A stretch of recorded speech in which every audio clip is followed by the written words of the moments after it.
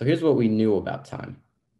Before Dr. Tsao's discovery, there was a limited understanding of the relationship between time and the brain.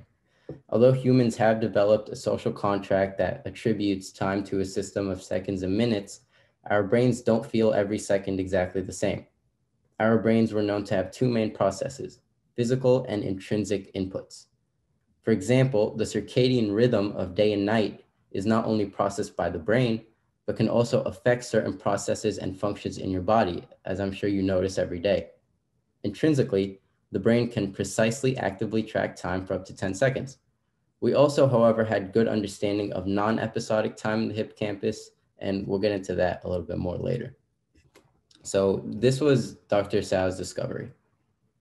He found out that time is also tracked through events that are time-stamped and then chronologically remembered.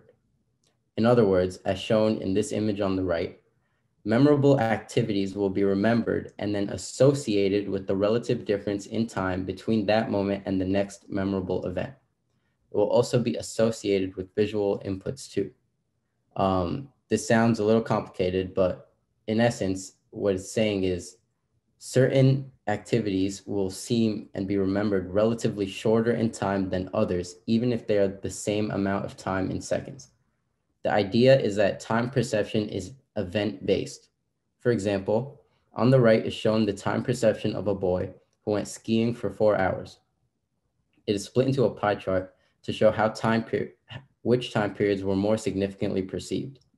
As you can see, the single minute during which the boy was sledding down the hill and almost fell was recalled to be as long as the 2 hours he spent climbing up the mountain. Although cortically, like referencing the cortex, he's able to comprehend that he spent significantly more time climbing up than falling, the brain experienced as much perception in that 1 minute as it did when he was climbing. Time can effectively be slowed down or sped up based on your task. The idea of chronologically stamped memories is called episodic memory. And according to Albert Tsao and his team, rather than being able to keep precise metrics of time, the neural code for episodic memory should have two of the fundamental properties.